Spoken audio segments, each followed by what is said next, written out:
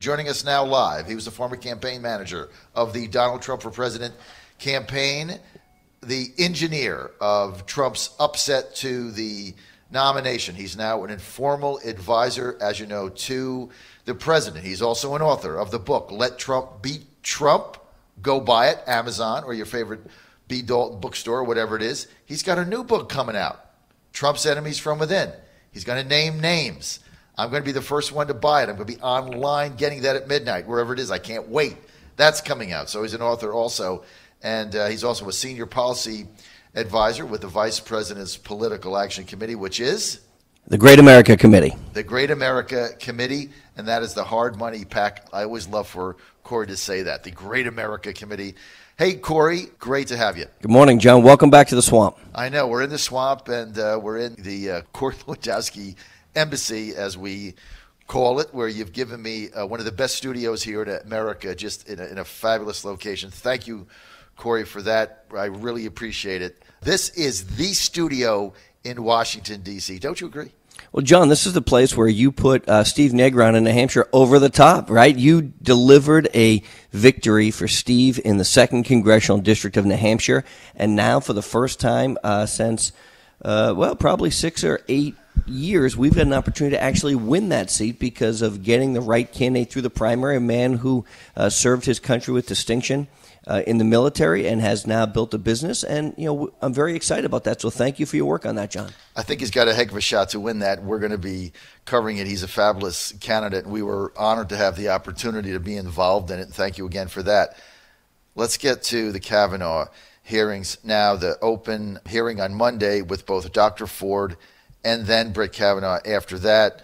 The timing of this really seems suspicious, Corey, to a lot of people. And you just heard Mitch McConnell on the montage, and I'm not a big fan of his, but I think he nailed it here when he said, why is it taking 3 months to get this out when they had this in July? What's your take on this situation, Corey? Well, I think everybody should have their opportunity to tell their side of the story. I truly believe that. This is a country that gives everyone a fair opportunity. But that being said, I question some of the timing around this. This is a woman who claims 36 or 37 years ago this incident transpired. She never told anybody. She didn't appear when Brett Kavanaugh was up for the 2nd highest court in the land, when he was confirmed some 11 or 12 years ago to be on the D.C. Circuit Court, which is a huge court. And now, literally at the last hour, we see someone come forward who makes a very serious allegation, which needs to be taken seriously. But I question the timing of it, John. This is a woman who said she didn't want to be involved, wanted to be anonymous, but she went out and she hired a lawyer. She went out and she took a lie detector test. Those things don't happen traditionally, in my experience, for people who don't want to be involved or people who, aren't trying to be political in nature. And I hate to think that a person is trying to derail a man of the caliber of Judge Kavanaugh for political purposes. I really hope that that's not the case. We've seen this now with Clarence Thomas back in the early 90s, who, Clarence Thomas, as you know, has been a fantastic Supreme Court justice. But forever, he will be remembered by what Anita Hill did and said about him, and probably very unfairly so. And I think Justice Kavanaugh, now whether he is confirmed or not, will always be remembered by this person, who, by the way, has not agreed to come forward yet and testify in front of the committee on Monday. So let's see if that actually happens. Well, I think, do you agree with me that Chuck Grassley, the Judiciary Chairman from Iowa, did the right thing, scheduling them on Monday, having to hear what she has to say, then having to hear what Judge Kavanaugh has to say back to back? Absolutely. Get Look, the truth the out. committee has to be able to listen to both of these individuals under oath and to hear what each of their respective sides of the story are. I ran into one of the members of the Judiciary Committee last night, a senior member, Republican, and I said, hey, what do you think? And they said, look, we have to make sure everybody is heard on this. What is going to happen if they didn't postpone and tried to have a vote? Not only would all of the Democrats have voted against Judge Kavanaugh, even though he's qualified to be on the Supreme Court, it's very possible a few Republicans would have, and that would have sunk the nomination. And I don't think that's fair to the judge. I think it is fair to give him and his accuser the opportunity to come out, confront this in a public format, in a setting that the members of the Judiciary Committee can ask pointed questions on both sides of the aisle to understand what may or may not have transpired some 37 years ago. So basically what you're saying is we're going to see what plays out. Any prediction? Do you think Kavanaugh will get through the Judiciary Committee, and do you think he'll be confirmed? Well, I saw Jonathan Turley speak on this matter, and I have some respect for Jonathan Turley. He's a pretty smart guy, and he said his take is 50-50 right now. And I don't know if that's the case, and I think it's all going to depend on Monday.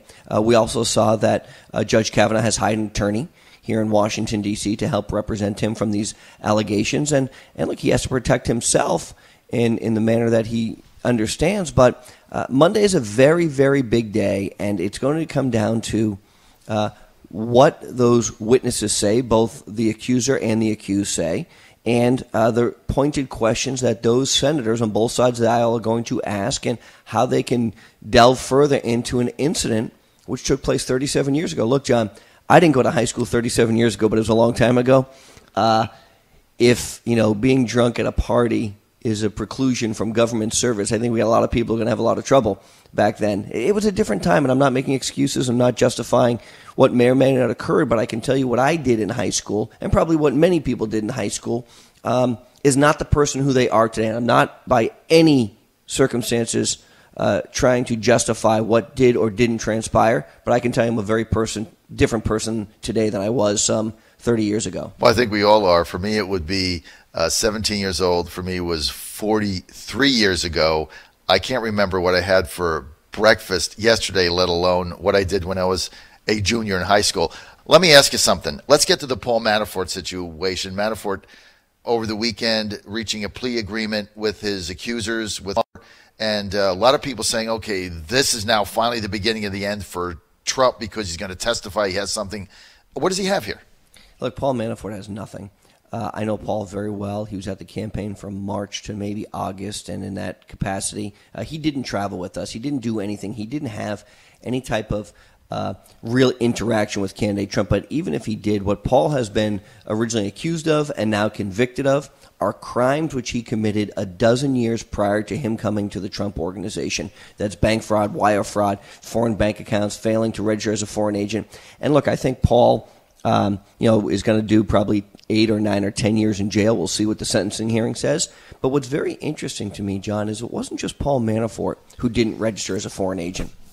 We now know that Podesta did not register as a foreign agent. Paul was paying him to do work on behalf of those same clients. We now know that the former White House counsel in the administration, in the previous administration, did not register as a foreign agent. So, look, I'm not giving Paul a break by any means. I'm not doing that at all. But what we can't have a justice system which has selective enforcement. Right. If that enforcement is going after Paul Manafort for not registering as a foreign agent, they have now found him, and he has pled guilty to that charge, and to others, and he's going to be accountable for that. But what he said, it seems to be, as it related to that, there were many other people who were also acting as foreign agents under the rules of the law, whether that's Podesta or the former White House counsel. We haven't seen any charges brought against those guys, and I tend to question the selective enforcement of some of the rules that we have seen from this Justice Department, and as a nation, we can't do that. We need to have equal justice under the law for everybody, and so let's see if those other individuals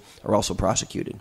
So Lisa Page comes out the other day and says, we had 2 years of surveillance and everything else, and basically we found nothing. And that's not reported anywhere except in a couple of B-section articles. Don't you think that's a significant thing for her to say? Well, look, Lisa Page, the paramour of Peter Strzok at the FBI, the individual who's in charge of the counter-surveillance division of the FBI, who is tasked with overseeing any potential investigation into Donald Trump. This is the same man who sat down and interviewed General Mike Flynn, Peter Strzok did, right? She's sleeping with this guy. He's giving all these text messages. And if you read some of these text messages, they're really amazing, John.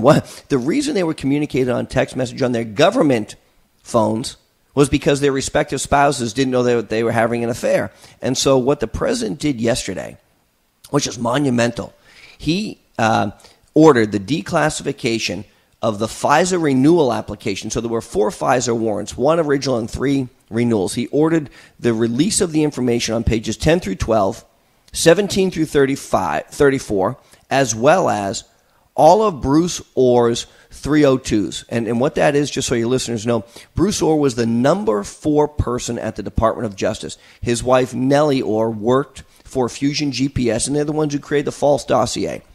Those 302s are the sworn statements to the FBI that Bruce Orr gave about his relationship with Christopher Steele and others. And this president has said, you know what, we're going to get all of that out. But what we're also going to get out, because we need transparency, not just the Pfizer application and those specific pages, not just Bruce Orr's 302s, we're going to release all text messages from Andrew McCabe, Jim Comey, Peter Strzok, and Lisa Page. And there is one specific text message in there that Lisa Page put out. And I'm paraphrasing. It says, it's to her paramour, to Peter. She says, now that Jim Comey is gone and Andrew is in charge, we need to go and get, in parentheses, redacted.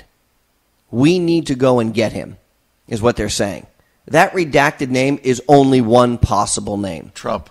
Donald J. Trump, the President of the United States. This isn't when he was a candidate. This is when he was the President of the United States.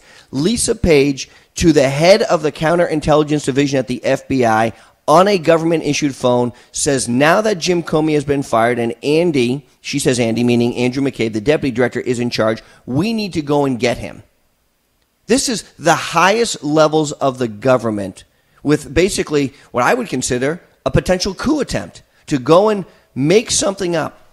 And now what Lisa Page is saying to save her own skin is, well, before Robert Mueller was appointed, there was no collusion, and we all know that was true. We all know that this president and the Trump campaign did nothing to collude, coordinate, or cooperate with Russia, and they're trying to impact the outcome of an election. What we know are the crimes that people have been accused of and ultimately convicted for had nothing to do with Russia collusion, whether it's bank fraud or wire fraud or lying to the FBI or whatever it is. But you've got sitting government officials saying we have to go get the President of the United States. That is the deep state at its worst. It scares me that people in power actually had that ability, because her boyfriend, Peter Strzok, actually had the ability to go and get him. He was the head of counterintelligence for the Federal Bureau of Investigation. This wasn't a low-level grundoon, right? This is one of the bosses who's deciding which investigation we're going to go over. It was called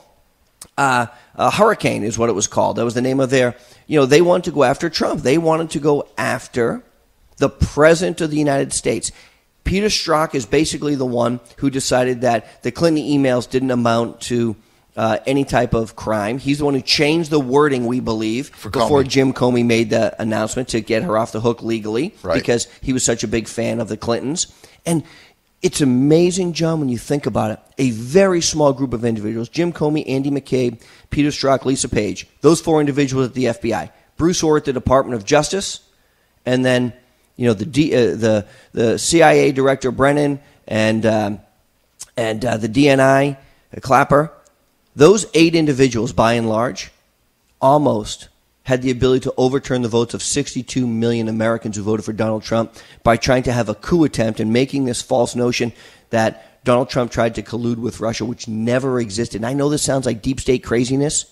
I wish it was. I wish these 8 people were just figments of someone's imagination that didn't exist, but we've seen them lie under oath. We've seen them make up things. We've seen them produce evidence. We've seen them lie on the first FISA warrant. Look, when Sally Yates, who was a senior member at the Justice Department, went to get the first FISA warrant on Carter Page, the judge in that case said, your evidence is so bad, and what you're trying to do is to spy on U.S. citizens for strictly political reasons, I'm going to deny the Department of Justice's application. That happens less than 2% of the time.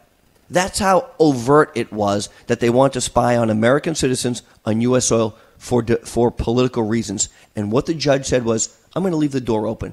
You come back to me with hard evidence that these people either have or are about to commit a crime, and I'll approve your FISA warrant. And that's when they went, and Bruce Orr handed them the false dossier that was put together by Christopher Steele.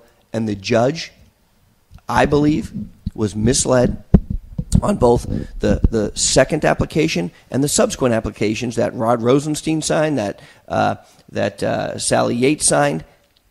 And that's why we're in this mess. To spy on a guy by the name of Carter Page, who's never been accused of a crime, who's a U.S. citizen on domestic soil, who, by all accounts, the FBI can't find he did anything wrong. That is a clear violation of the Fourth Amendment. It is a gross injustice to a man who probably didn't deserve it, and there had better be accountability soon. And when these documents come out, and I'm going to call right now on Rod Rosenstein and Dan Coates, the number 2 at the FBI, at the Department of Justice, and the Director of National Intelligence, to release these documents immediately. Don't slow roll these. Don't redact these. There is nothing in these pages, we are told, as of national security interest. Release pages 10 through 12, 17 to 34, and all of those 302s, Bruce Orr's conversations with the FBI. There is nothing in there that we understand that is sensitive or that the American people can't see. We want to understand what evidence they made up to get FISA warrants on American citizens in U.S. soil. So if they slow roll this, if they don't follow the absolute directive that the president gave them, I hope the president removes them from their positions immediately. So this declassification, when it comes out, it's going to show clearly what was in the FISA warrants, right? It will show what's in the FISA applications, yep. The FISA applications. And it's also, when you say pages 10 to 12 and 17 to 34, it's also going to give clarity to the other documents that have to do with Orr, Strzok, Lisa Page. And as you said in that text, was that the only person she could have been referring to was Donald J. Trump. That's exactly right, John. What we're going to see here is the information that they submitted to the FISA court for the warrant, okay? And look, I'll tell you, not only was I on the campaign, John, I ran the campaign. The fact that the FBI, our own government, was trying to spy on people who were volunteers on the campaign or part of the campaign is a very, very, very scary thing, and it should be very scary to every American living in this country who's not committing crimes, that our government can go to a secret court and start wiretapping you, start following you, start getting your information. Look, they did this to journalists a few years back, if you remember. They did it to Cheryl Atkins a few years back. And, there was no accountability. We have to make sure that these people, now Andy McCabe was fired, but that's not enough. Andy McCabe, who was the number 2 person at the FBI, also has been accused by the Inspector General of lying to the FBI under oath on 3 separate occasions, and lying one time when he was not under oath to the FBI. Each of those penalties, each instance of doing that is 5 years in jail plus a $250,000 fine. We know that Jim Comey leaked classified information. He all but said so in front of congressional testimony when he gave congressional testimony under oath. He gave the information with the explicit premise of getting that out to the media. Lisa Page and Peter Strzok leaked information so that they could get it out into the media. We know this. This is unequivocal. This is not conjecture. And what we know is that when they kept giving the information to the New York Times, the Washington Post started to call and complain because they weren't getting the same leaks. And so this was a crooked system. Donald Trump, if he would have lost, we would have known nothing about this. That is what we have to remember. And we are almost 2 years into this administration, almost 2 years since Election Day. And we are now finally going to see the declassification of documents. This is not nuclear secrets. The declassification of these specific pages do not reveal tradecraft or proprietary sources or any of those things. So right. These, you can turn on MSNBC and they'll say, well, you can't release this. This is too important. It's not too important when you know that those particular pages 10 through 12 and 17 through 34, only contain information of why they believed they needed a FISA warrant on an American citizen.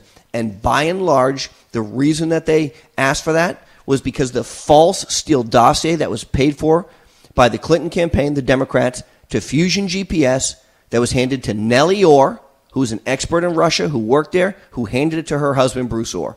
That's how this all came to be. And that was our contention, your contention, is that was never made clear to the FISA court judge who approved the wiretap.